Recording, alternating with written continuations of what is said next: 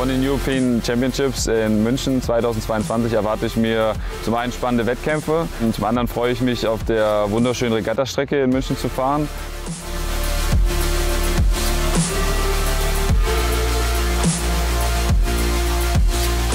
Ich bin gerade hier ins Stadion reingekommen und bin echt überwältigt. Es ist ein sehr schönes Stadion und ich freue mich echt, hier springen zu dürfen.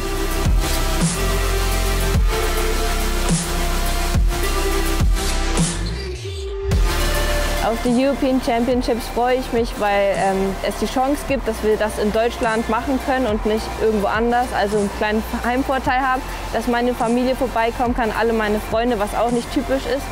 Und auf das gemeinsame Sportevent mit allen anderen zusammen.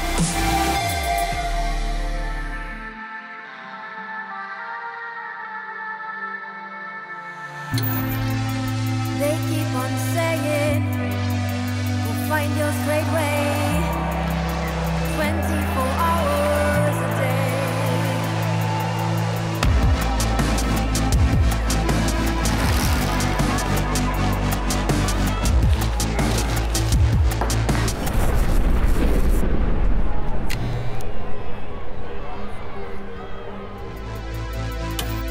Bocana Tabere, Stabhochsprung. Bocana Tabere lässt hier schon mal die nationalen Muskeln spielen und springt 5,75 Meter, neue persönliche Bestleistung und wird Deutscher Meister. Wahnsinn!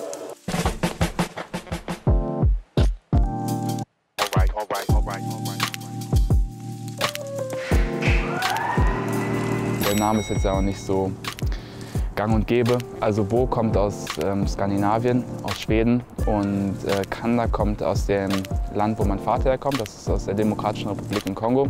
Da gibt es einen Fluss, der Kanda heißt und genau, deshalb kommt der zweite Vorname daher. Lita kommt von meinem Großvater, der kommt auch aus Kongo, also väterlicherseits. Und Beere kommt von meiner Mutter, die in Deutschland geboren ist. Genau, also ein Mix eigentlich aus allem.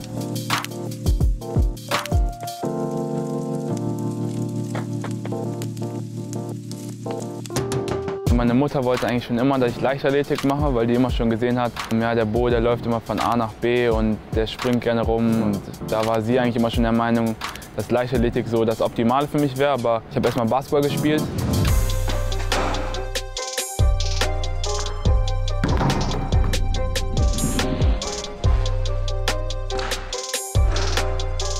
Habe das auch mehrere Jahre leistungsmäßig gemacht. Irgendwann bin ich dann in die weiterführende Schule gekommen und habe dann Freunde kennengelernt, die das auch gemacht haben, also Leichtathletik.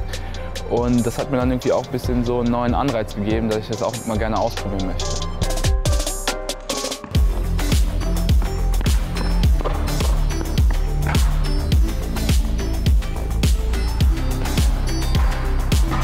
Wenn ich Sport mache, dann möchte ich das eigentlich 100%ig durchziehen und ich möchte es nicht nur machen, um vielleicht mal teilzunehmen an irgendeiner Meisterschaft, sondern ich möchte es machen, um der Beste zu werden und ich möchte das auch leistungsorientiert machen im Leistungsbereich und das ist egal, welche Sportart, ob das jetzt der Basketball früher war oder jetzt Leichtathletik. Also alles, was ich gemacht habe, wollte ich immer höchst professionell schaffen.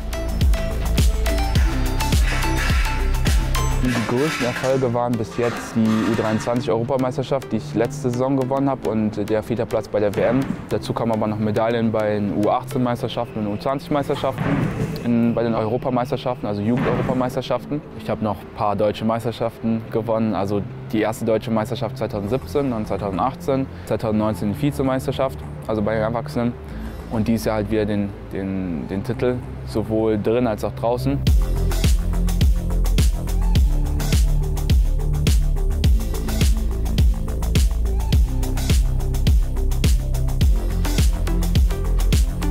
Meine sportlichen Erwartungen für München 22 sind in erster Linie gesund zu sein und dann natürlich daran teilzunehmen. Es sind noch 2 Jahre, bis dahin kann noch sehr viel passieren und ich möchte natürlich in möglichst bester Verfassung an den Start gehen, um die Medaillen zu springen.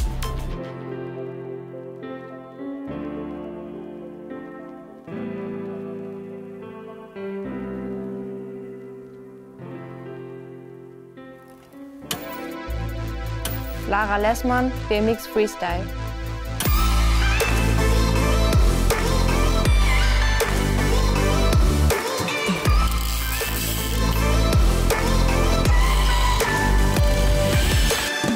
Angefangen hat alles 2009, da mein ältester Bruder auch BMX-Fahrer war und auch professionell gefahren ist. Der hat mich dann mitgenommen im Skatepark.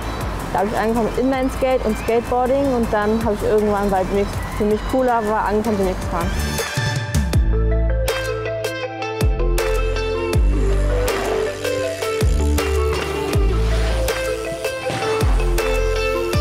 Irgendwann 2017 habe ich dann beschlossen, nach Berlin zu ziehen, weil ich die Chance hatte, auf ein Sportinternat zu gehen und auf einer Sportschule mein Abitur zu machen und hatte dadurch mehr Zeit für BMX-Sport und bin dann auch professionell geworden.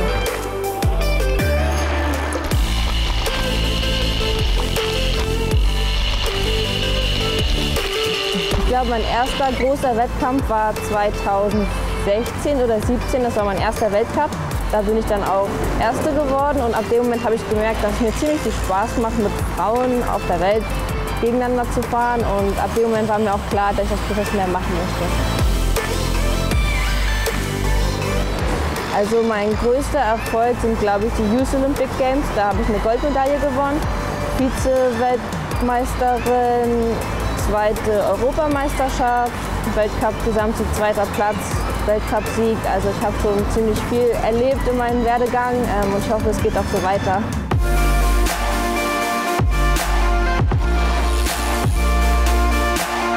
Mein Local Spot ist der Mellow Park.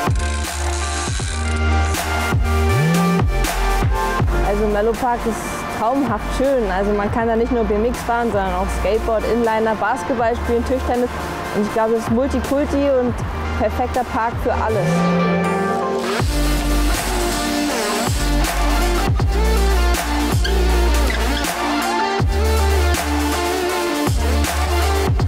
Also im Sommer trainiere ich um die 8 Stunden, würde ich behaupten. Man fährt natürlich nicht nonstop 8 Stunden, sondern macht auch andere Dinge in der Zeit. Aber sonst verbringe ich auch 2 Stunden am Tag im Kraftraum und versuche halt bestmöglich zu trainieren.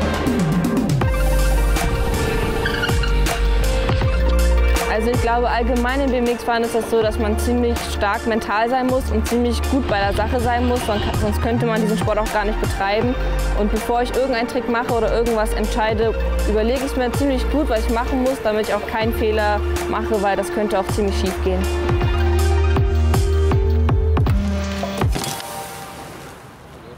Bisher waren die meisten Verletzungen, als ich noch ziemlich jung war und wenig Fahrerfahrung hatte. Da hatte ich schon Schlüsselbeinbruch, Armbruch. Ich habe mir die Lippen aufgeplatzt, Schürfwunden, Prellungen, alles Mögliche. Aber mittlerweile weiß ich auch, wie ich hinfallen kann und soll. Und bisher ist nichts Schlimmes passiert.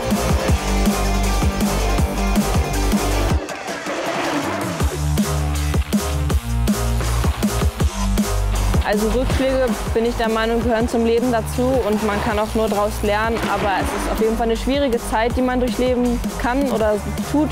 Aber ich glaube, durch Unterstützung von anderen Leuten geht es immer weiter.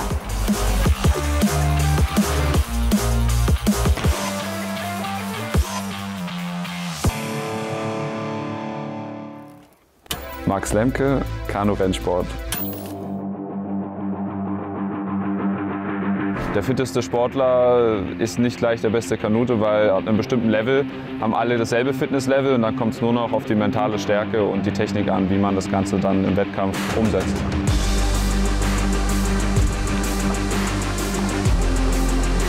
Ich habe mit 11 Jahren, hat ein Freund von mir, mit dem ich Fußball gespielt habe, irgendwie gesagt, ob ich nicht mal Lust habe, Kanu zu machen. Das war damals in Lampertheim.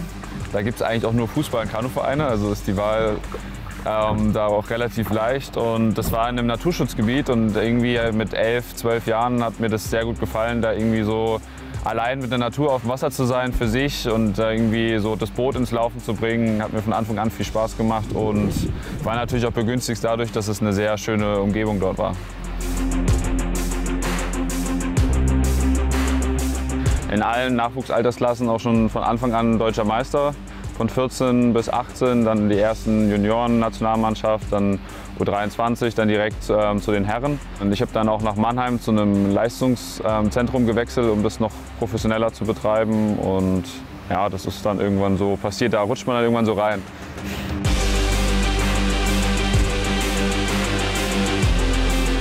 Also ich sitze jetzt seit 3 Jahren im 500-Meter-Café, also mit 4 Leuten. Und das ist eigentlich bisher das, was mir so auch am meisten Spaß gemacht hat. Max sitzt hinten, weil wir uns damals dafür entschieden haben, das ist einer der wenigen auf der Welt, der sich hinten noch rotieren kann, da wo wir unsere Energie erholen aus der Rumpfrotation.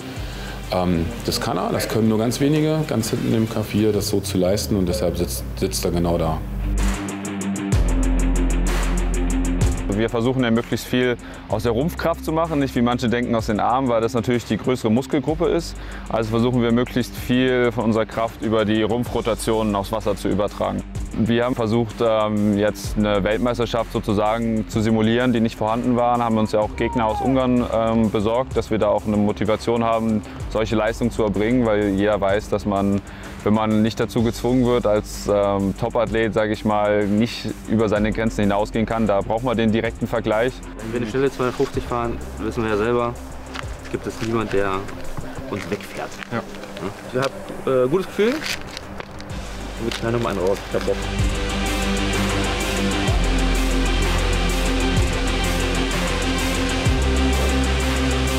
Also die Ungarn waren, glaube ich, letztes Jahr bei der Weltmeisterschaft 5. oder 6., wobei man sagen muss, dass Platz 3 bis 9 da relativ auf einer Linie waren. Wir haben in den letzten Jahren eigentlich uns immer mit Spanien, war immer unser stärkster Konkurrent. Die waren jetzt 3 Jahre in Folge Zweiter hinter uns und wir hatten immer noch einen ganz guten Vorsprung, unsere beiden Boote, auf das, was dahinter kam. Aber Ungarn ist eine Kanunation. In Ungarn ist Kanu Nationalsport. Die sind total Kanu-verrückt.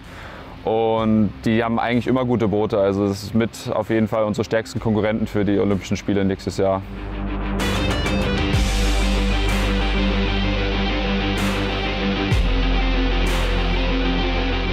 Wir haben versucht, gleich vom Start weg möglichst schnell loszukommen, haben dann ein gutes Mittelstück gehabt, wo wir in einen guten Rhythmus gekommen sind und auch ein bisschen Energie für den Endspurt sparen konnten im Vergleich zu den anderen Booten und haben dann 180 Meter vom Ziel nochmal unseren Endspurt angezogen und haben dann da eigentlich, glaube ich, die Meter gemacht, die wir am Ende auch vorne waren.